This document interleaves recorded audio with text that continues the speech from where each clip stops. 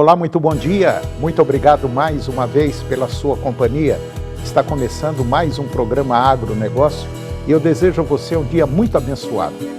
E no programa de hoje nós vamos comentar das importações de soja para o Egito. Vamos falar do mercado de produção de café lá de Minas Gerais. Vou comentar do TCU, que analisou as transações da JBS, de compras da JBS e arquivou o processo. Você vai ver como foram as exportações do agronegócio no primeiro trimestre deste ano e eu vou conversar com Lohane Ferreira. Ela é analista da Pátria Agronegócios e nós vamos falar sobre oferta e demanda da soja.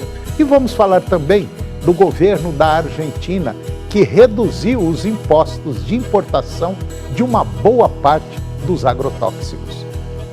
O programa Agronegócio já está no ar.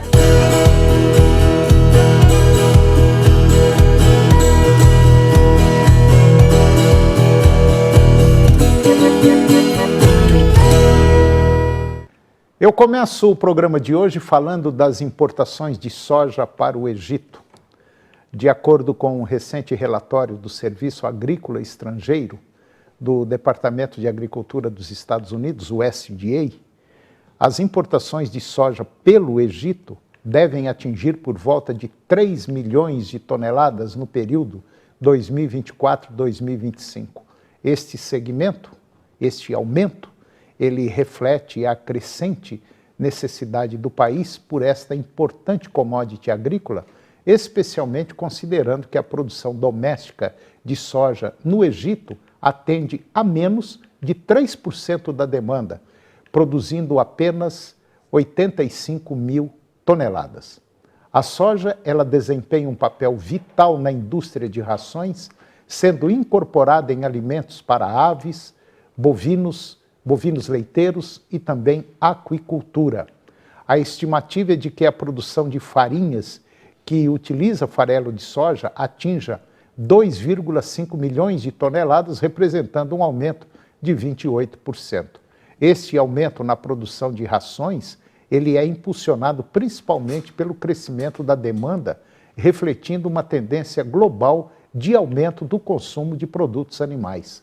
Segundo a FAS, que é um órgão do governo americano, ele espera que o uso de farelo de soja na alimentação aumente em 5,5% em comparação com a campanha anterior.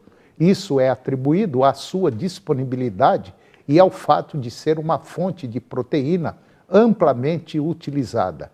Além disso, a produção de óleo de soja e também de girassol está prevista para aumentar, acompanhando o aumento da população, a maior procura e a entrada de divisas. Este aumento na demanda é um reflexo direto do crescimento populacional e do aumento na procura por produtos alimentícios e industriais que utilizam esses óleos vegetais.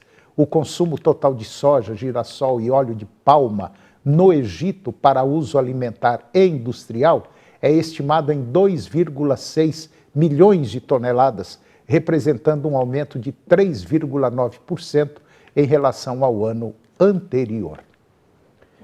E agora vamos comentar do mercado e produção de café lá de Minas Gerais, maior produtor do Brasil. O café produzido em Minas Gerais está conquistando cada vez mais mercados internacionais, ultrapassando fronteiras geográficas e culturais. Na semana passada foi comemorado o Dia Mundial do Café, celebrado dia 14, no domingo. O setor tem apontado crescimento expressivo nas exportações para a China, que experimentou um aumento vertiginoso nos últimos 10 anos. De acordo com dados da Secretaria de Estado de Agricultura e Pecuária e Abastecimento lá de Minas Gerais, as exportações de café para a China registraram um aumento de 3.960% em valor nos últimos anos, atingindo quase 251 milhões de toneladas em 2023. Esse avanço coloca a China como o sexto principal destino das exportações cafeeiras do Estado. O salto nas exportações entre 2022 e 2023 foi de 250%, resultando em quase 251 milhões de dólares e 1,2 milhão de sacas embarcadas apenas no ano passado. Em contraste, em 2014, as compras chinesas totalizavam 6 milhões de dólares e 32 mil sacas, conforme informação da Secretaria de Agricultura de Minas Gerais. O café é o carro-chefe das exportações do agronegócio de Minas Gerais, gerando uma receita total de 1,1 bilhão de dólares apenas no primeiro bimestre deste ano, com um volume de 5,3 milhões de sacas embarcadas. Os principais compradores do café mineiro são Estados Unidos, Alemanha, Bélgica, Japão e Itália, e com a China se destacando agora nesse cenário. E agora você vai ver que o TCU, Tribunal de Contas da União, analisou as transações da JBS, de compras da JBS, e arquivou o processo. O Tribunal de Contas da União, TCU, arquivou o processo que investigava as operações de financiamento do Banco Nacional de Desenvolvimento e Econômico Social, BNDES, a AJBS, entre 2005 e 2014. A análise, que durou mais de uma década, concluiu que as transações, incluindo as aquisições da Pilgrims Corporation e da Bertin, Sociedade Anônima, pela JBS, foram legais e geraram benefícios financeiros ao banco, totalizando 22,9 bilhões de reais, a partir de um investimento inicial de 8 bilhões de reais pelo BNDES Par, que é um braço de investimentos do BNDES. O Luciano Coutinho, que presidiu o BNDES de maio de 2007 a maio de 2016, declarou que a decisão do TCU foi correta, afirmando que não houve irregularidades nas operações do setor de proteína animal. O ex-presidente do BNDES enfatizou que as ações do banco, elas foram sempre conduzidas com rigor e baseadas em princípios éticos e legais. O TCU recomendou, no entanto, que o BNDES evite modalidades de financiamento que resultem em alta exposição ao risco. E agora vamos ver como foram as exportações do agronegócio no primeiro trimestre deste ano. As exportações do agronegócio brasileiro, elas alcançam recorde histórico no primeiro trimestre deste ano, atingindo a marca impressionante de 37,4 bilhões de dólares, conforme dados que foram divulgados agora pelo Ministério da Agricultura. Esse resultado, ele representa um aumento de quase 4,4% em comparação com o mesmo período do ano anterior. De acordo com os dados do Ministério da Agricultura, o destaque desse recorde reside na expansão da quantidade embarcada, que registrou um crescimento substancial de 14,6%, compensando a queda nos preços dos produtos, que diminuíram 8,8%.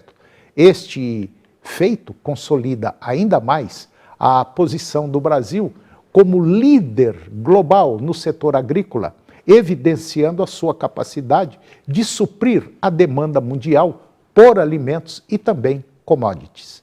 Entre os principais impulsionadores desse desempenho recorde, destacam-se as exportações robustas de açúcar, que apresentaram um incremento de 2,5 bilhões de dólares, seguido pelo algodão com aumento de 997 milhões de dólares e o café verde com um acréscimo de 563 milhões de dólares também. Esses resultados positivos conseguiram compensar as quedas nas exportações de milho, soja em grãos e óleo de soja. No entanto, apesar desse triunfo no acumulado do trimestre, as exportações de março de 2024 totalizaram 14,2 bilhões de dólares, uma queda de 10,8% em relação ao mesmo período do ano anterior. Esse declínio ele pode ser atribuído à redução dos preços internacionais dos alimentos, que caíram quase 12% no período, apesar do aumento de 1,3% na quantidade exportada. Os 5 principais setores exportadores em março foram complexo soja, carnes, complexo sucro-alcooleiro, produtos florestais e também café, representando juntos 83,4% do valor total exportado pelo Brasil no mês de março. Além disso, a China manteve-se como o principal destino das exportações brasileiras do agronegócio, mesmo com uma queda de 23%, demonstrando a importância contínua desse mercado para o setor. Bom, e agora vamos falar também de um tema muito importante. De acordo com o Boletim de Conjuntura Agropecuário que foi preparado pelos técnicos do Departamento de Economia Rural, o DERAL, que é da Secretaria de Estado de Agricultura e Abastecimento lá do Paraná, eles mostram que a produção de etanol no Brasil está projetada para superar a marca de 34 bilhões de litros agora na safra 23-24. A maior parte desse etanol, ela continua sendo produzida a partir da cana-de-açúcar, representando 82% da produção nacional. No entanto, o etanol de milho está ganhando cada vez mais destaque, respondendo por 18% da produção nacional e apresentando um grande crescimento nos últimos anos. Os dados apresentados indicam que, na safra 2021, o etanol de milho representava apenas 9% do total da produção, totalizando 2,7 bilhões de litros. No entanto, na safra atual, a expectativa é de um salto para 6 bilhões de litros de etanol de milho, o que representa um aumento impressionante de 125% agora nos últimos 4 anos. E, além disso, o cenário é bastante favorável, com um crescimento estimado em 36%, apenas na safra atual, em comparação com a safra anterior, 22-23. A produção de etanol está concentrada principalmente nas regiões sudeste e centro-oeste do Brasil, e São Paulo é o estado que lidera nesse cenário, sendo responsável por 36% da produção total do país. Por outro lado, a produção de etanol de milho está concentrada principalmente no estado do Mato Grosso, que responde por 73% da produção desse tipo de etanol. No Paraná, a produção estimada de etanol para a safra atual é de 1,2 bilhão de litros, o que representa aproximadamente 3,7% da produção nacional. E depois do intervalo, você vai ver que o governo da Argentina reduziu os impostos de importação de uma boa parte dos agrotóxicos. E eu vou conversar também com Lohane Ferreira, ela é analista da Pátria Agronegócios, e nós vamos conversar sobre oferta e demanda da soja. Nós voltamos já, é um minuto só.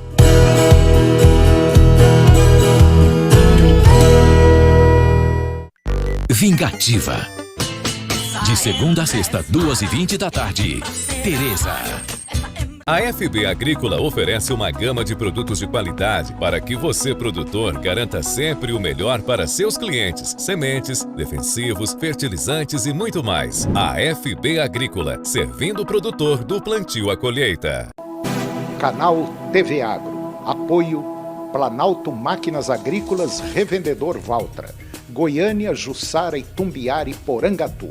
Estância Bahia Leilões. Estância Bahia, a serviço da pecuária brasileira. Europoços Artesianos. Poços com até 800 metros de profundidade. Nutroeste, nutrição animal. Tecnologia de resultados a serviço do pecuarista. Volumoso X-Gold Pasto, pastagens com raízes profundas. Canal TV Agro, o canal do agronegócio.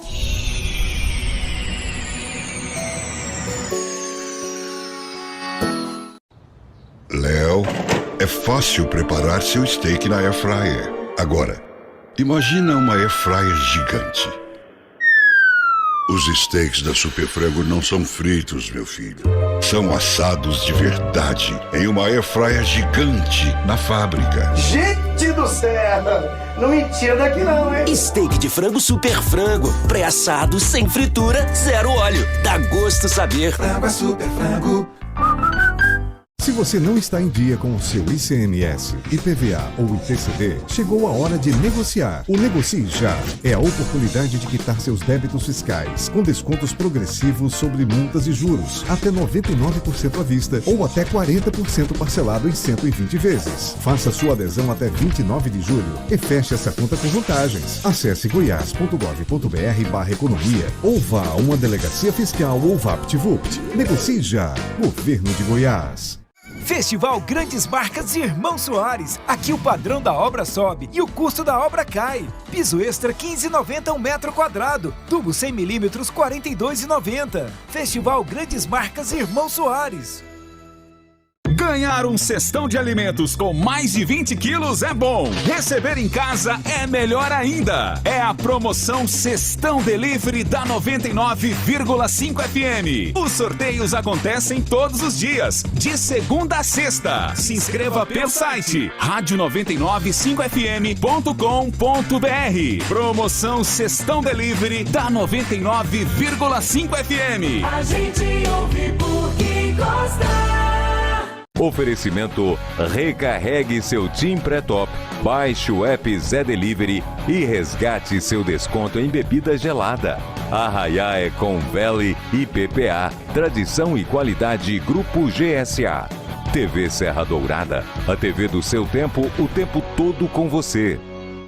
É Jornal do Meio-Dia, informação com credibilidade. A notícia no ar no momento em que ela acontece. Eu, Luciana Finhold, te espero. Agronegócio. Oferecimento Moinho Fino. A vida só começa depois do café. De um bom café. AFB Agrícola. Servindo o produtor do plantio à colheita.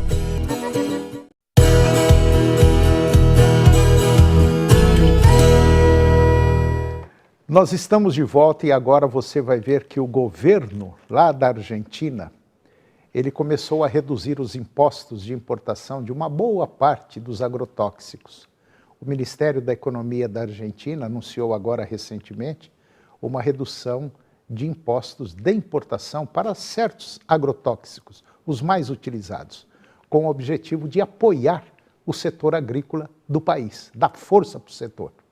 A medida afeta as tarifas sobre agrotóxicos que contêm atrazina, glifosato e o 2,4-D, que serão diminuídas de 35% para 12,6%, alinhando-as com a tarifa comum estabelecida pelo Mercosul. Especialmente a taxa para a atrazina primária vai cair de 24% para 10,8%. A decisão do governo gerou reações mistas entre os profissionais da indústria agroquímica. Enquanto alguns aguardam a publicação oficial do decreto para avaliar seus efeitos, outros expressaram preocupações, argumentando que a mudança poderia levar a uma competição desleal com os produtores nacionais e ter um impacto limitado no mercado local. A Câmara Argentina da Indústria de Fertilizantes e Agroquímicos, ela expressou uma preocupação de que a medida possa prejudicar as fábricas locais de síntese e também de formulação. Por outro lado, a Associação de Produtores do Norte, a APRONOR, ela comentou que a redução dos impostos não beneficia diretamente o setor agrícola, mas sim todo o país. A decisão ela foi influenciada pelas demandas da sociedade rural argentina e também da Bolsa de Cereais de Buenos Aires, que solicitaram a redução de impostos para incentivar a produção principalmente de trigo. No entanto, representantes da cadeia de vendas de herbicidas, observaram que os produtos necessários para a atual temporada agrícola já estão em estoque, sugerindo que os efeitos da redução dos impostos serão sentidos mais adiante. E agora eu vou conversar com Lohane Ferreira. A Lohane, ela é analista da Pátria Agronegócios e nós vamos falar sobre a dança da soja, sobre oferta e demanda. Lohane Ferreira, muito bom dia, muito obrigado pela sua presença, é um prazer tê-la aqui mais uma vez. Mas está complicado, né? Quando você pensa que vai, a coisa despenca. Quando você pensa que despenca, despenca mais ainda. Está uma situação difícil essa da soja, milho, boi, leite. Está um mercado meio conturbado, o dólar disparando, né? Exatamente. Muito bom dia, bom Toninho. Dia. Agradeço mais uma vez sempre o convite de estar aqui com você. E é uma verdadeira dança das cadeiras, né? A gente nunca sabe para que rumo vai. Quando a gente imagina um cenário, ele muda totalmente. Vem o governo, vem a questão de oferta e demanda e muda todos os rumos do mercado. Quando a gente pega do lado, por exemplo, do dólar, o dólar agora deu uma subidinha, está mais para cima. Quer dizer, isso daí favorece o produtor brasileiro, né? Exatamente. Assim, muitos produtores não sabem como os preços são formados aqui no nosso mercado interno. E é formado por dólar, CBOT e prêmios de exportação. Então, quando o dólar sobe, ele é favorável à nossa formação de preço. A gente tem preços mais altos. Então, isso é positivo ao nosso mercado, só que isso é negativo à CBOT, pois isso acaba enfraquecendo as exportações americanas, que já estão em patamares bem mais fracos do que o da semana anterior. Então, isso é bom para o Brasil, ruim para Chicago. Então, o que a gente tem agora segurando os preços no Brasil? Esse dólar que está em alta e também os prêmios de exportação, que por conta da demanda enfraquecida dos norte-americanos, isso tem favorecido as exportações brasileiras. A gente tem uma soja mais competitiva frente aos outros mercados. Então, isso tem feito com que os prêmios estejam em melhores patamares desde o início do ano. A gente já tem maio operando no positivo e no zerado ali, e também temos junho, julho e agosto já operando acima dos 10 centavos de dólar. Já é alguma coisa, né? Esse é o suporte que a gente vê agora. Quando a Lohane fala CBOT, é Bolsa de Chicago. É o preço lá na Bolsa de Chicago, CBOT.